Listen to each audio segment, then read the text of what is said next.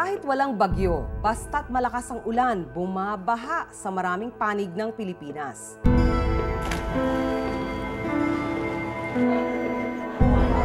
Ang Pampanga, #1 sa mga flood-prone areas ng bansa.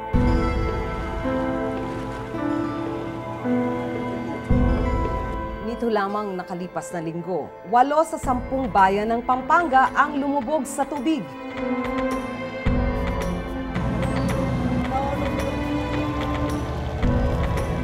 Paano nga ba mamuhay sa gitna ng baha? At kailan huhupa ang problemang ito?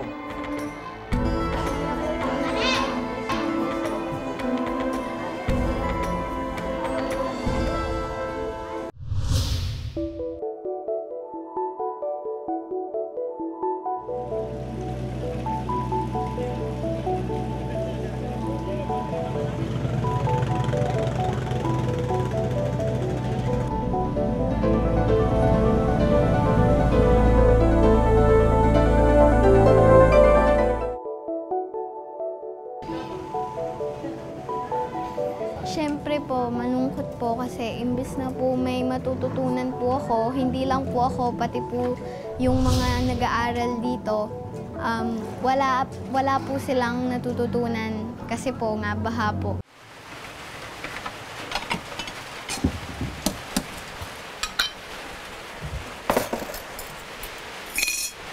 Camille, kumain ka na oh.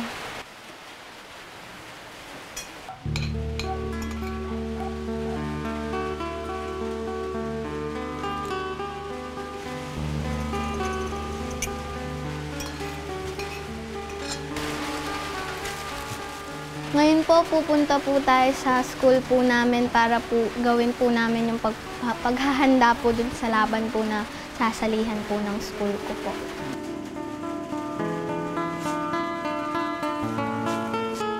Bale, ito po lahat yung mga medals na nakuha ko po dun sa mga laban na sinalihan ko po. Tapos po kasama na rin po dito yung kasali po ako sa top 10 sa school year na mga nagdaan po.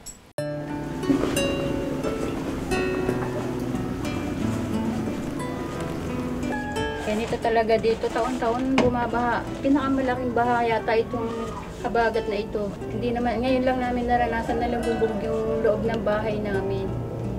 Pero halos taon-taon, nag-evacuate kami dahil sa lakas ng ulan, sa laki ng baha.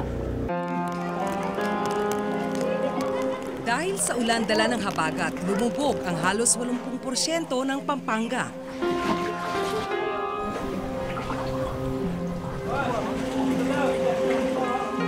Ayon sa Department of Environment and Natural Resources o DENR, noong 2006, ang Pampanga ang #1 flood-prone area sa buong bansa.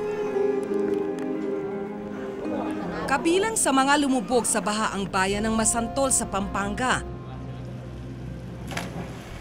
Hanggang ngayon ay hindi pa rin humuhupa ang baha sa lahat ng barangay na sakop nito. Lumaban siya sa Ridaton, Sorry Ritelli, sa yung Sildalan, Angeles. Halos ganito rin yung tubig. Hirap na hirap kami sa biyahe, sa paglalakad. Halos mahuli kami sa contest. At hindi naman siya nahuli, second place pa rin po siya.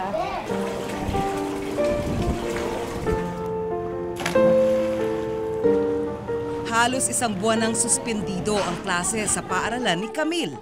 Imbes na po may natututunan po kami sa every week, medyo wala po kaming na kung di po talaga kami magbabasa po.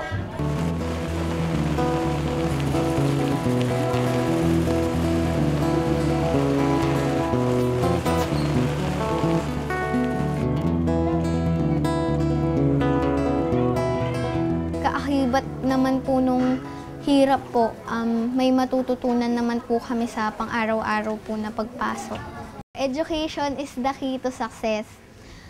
Tama po yun kasi kung wala ka naman pong pinag-aralan kahit katiting lang po, sigurado po naman na hindi ka magiging successful sa buhay. Grade 6 si Camille sa Masantol Elementary School. Taon-taon, binabaha ang paaralan nila.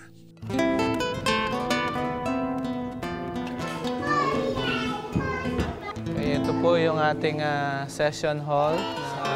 Tagal po ng panahon, ito na lang yung hindi pa nalulubog. At ito po yung mga naka-evacuate.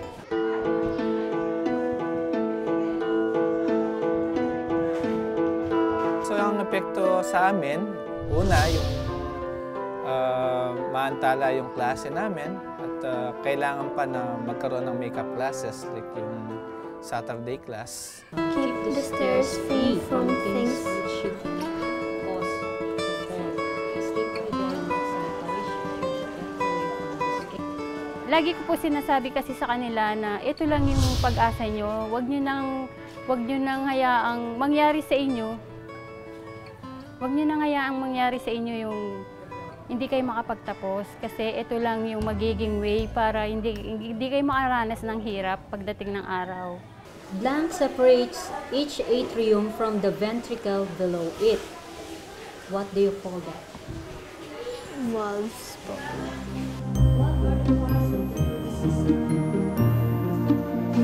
Nagre-review po kami para sa darating na psych quiz na gaganapin po by next month.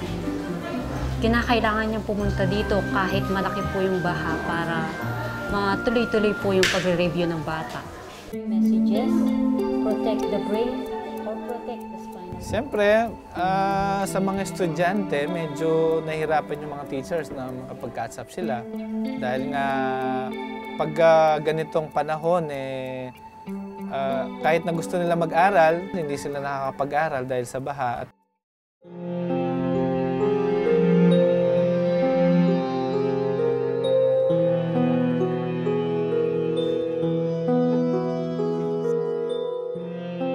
Madalas ay hindi na naitataas ang mga gamit tulad ng upuan, kaya naman madami rito ang nasisira.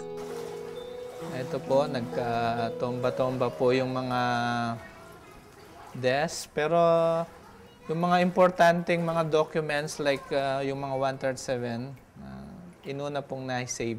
So mahirap yung sitwasyon kapag ganito, maraming pipinturahan, maraming re-repair na mga desk, pati blackboards, especially yung mga gamit ng mga teachers tulad kanina, maraming gastos, malaki. Ngayong 2012, mahigit sa 500 milyong piso ang pondo ng DepEd para sa Quick Response Fund o pagpapagawa ng mga paaralang nasira ng mga kalamidad tulad ng baha. Kung hahati-hatiin ito sa lahat ng public schools, pumapatak na 9,000 piso ang pondo para sa bawat isa. Noong 2011, nakatanggap ang bayan ng Masantol ng mahigit sa 2 milyong piso mula sa QRF ng DepEd. Ngunit kung hindi man sapat ang ating Quick Response Fund, mayroon naman tayong ibang pondong maaaring pagkunan, yung regular funds natin for the repair and rehabilitation ng ating mga silid-aralan. Ito po yung project ng QRF last yung taon na to dahil dun sa Typhoon Pedring. So nag-response yung DepEd in regards sa Quick Response Fund. Ito po. Bali, 4 sila pati yung sa kabila doon. Yung ni-repair. Pero naabutan pa rin ng flood. Sa huling 3 taon, mahigit sa 6,000 pampublikong paaralan ang nasira ng baha sa buong bansa. Yan po ay isang bagay na nakakalungkot po talaga, ngunit kailangan na po nating tanggapin dahil dun sa 6 na buwan na tag-ulan, karamihan po dyan ay mabagyo pa. Mahirap talaga yung nalulubog. Kaya nakakalungkot na ganito yung sitwasyon namin. Pero siyempre, yung quality of education, una yun. Dahil although nagkakaroon ng makeup classes, iba pa rin yung regular na pagpasok nila.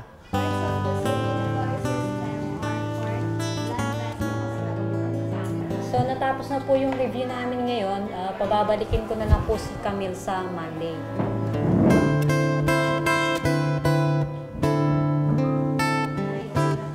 Masasabi ko po na kahit po ganito na mahirap po suungin yung baha na para lang po makapunta dito, gagawin ko po para po makapag-aral po.